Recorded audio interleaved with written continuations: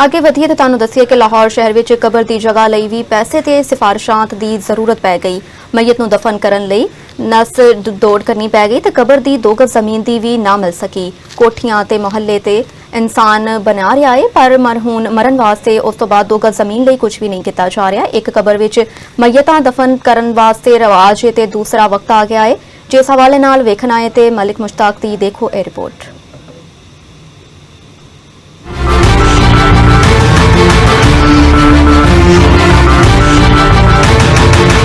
मर के भी सुकून ना पाया ते किथे जावांगे। महंगाई दे विच गरीब लई 2 कमरे दा घर बनाना ते पहले ही ख्वाब सी, पर मरन दे बाद लब्बन वाली 2 गज जमीन भी खुंजन लगी जे।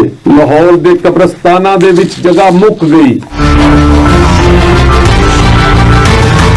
लाहौर विच मुर्दियां नूं दफनाण दे लई कबर दी जगह लभना मुश्किल हो गया।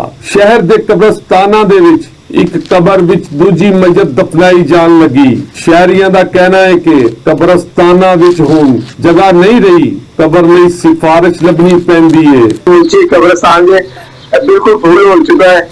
ऐसे ते कोई कबर ऐसी जगह नहीं जिथे और को दफनाया जाए।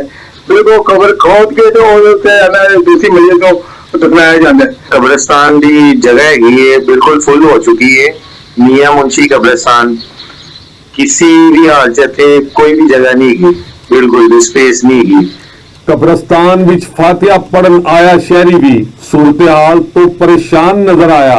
साडे बुजुर्गां दी कबरां ते हुण किसी और दे कुतबे लगे ने। इत्थे कबर दे जिहड़े अगर साडे अजीज अखबार यानी कि मेरी वालदा दी या मेरे नाने दी कबर है, असीं उहदे विच ही खोल के अपना दूसरा मुर्दा जिहड़ा ना वो तफनीन कर रहे हैं।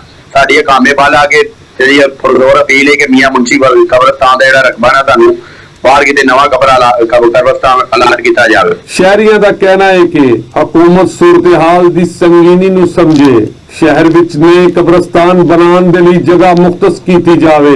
मरण तो बाद कबरां दी जगह घट चुकी है। एक कबर दे विच 2-2 मैयतां दफनाईयां जा रही ने।